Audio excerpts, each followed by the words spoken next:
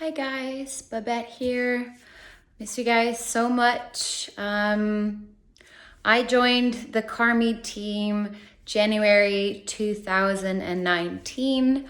I did my TT 200 in September 2018, and I'm currently about to wrap up my 500 hour. How I'm holding up, very simple yoga. And I think a lot about one of my very first classes that I took at Sonic. I took a Jeffrey class and a Keith class, and I decided to sign up for the TT.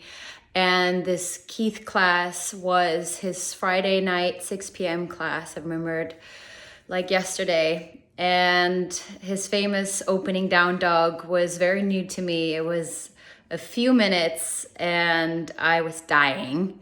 And I heard him say, if you can't hold yourself up in downward facing dog for a few minutes, what does that say about your yoga practice?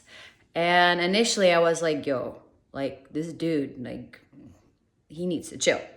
And we've talked about this many times, and it's become really an anchor for me in my entire practice.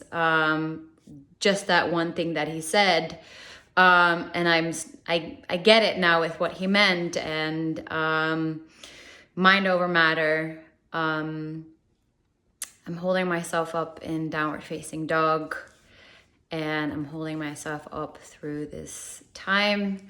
I hope you guys are as well.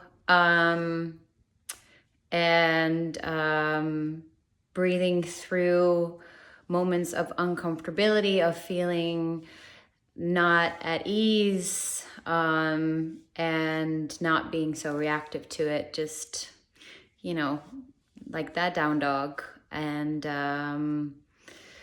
learning to adapt, not resist, melting into it.